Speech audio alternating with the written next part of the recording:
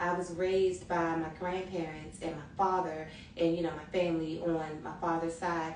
And, I lived a pretty sheltered life. I was pretty spoiled. I was the first grandkid in the home. I was my daughter's first child. I was everybody's first, right? So let's back up a minute. You said you were raised by your grandparents. Mm-hmm. Where were your parents and your father? Mm-hmm. Mm-hmm. My mom, and she is comfortable with me sharing this part of her story, and she shares it herself.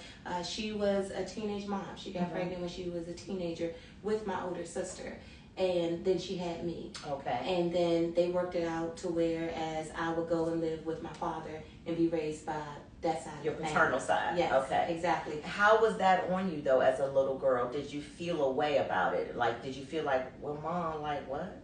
So yes, I definitely did. Mm-hmm. Because it's not normal to me for, and I won't say it was normal and not, because people have different dynamics. That's right. But it's not as common for.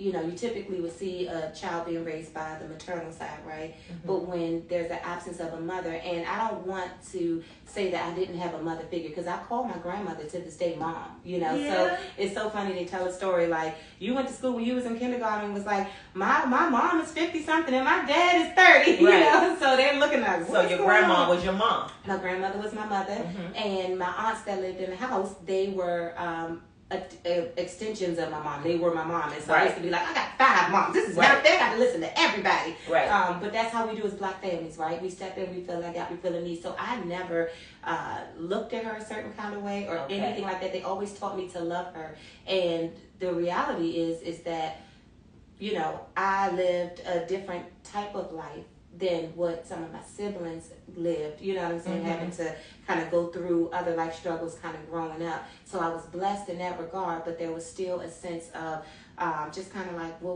why didn't my mom kind of want to raise me? And it took for me to become a mom and for me to develop my relationship with her to understand that it's not that she did not want to raise me, but this is just all in God's order in terms of getting me to become the chastity that I am that today. you are today. Yeah. Right.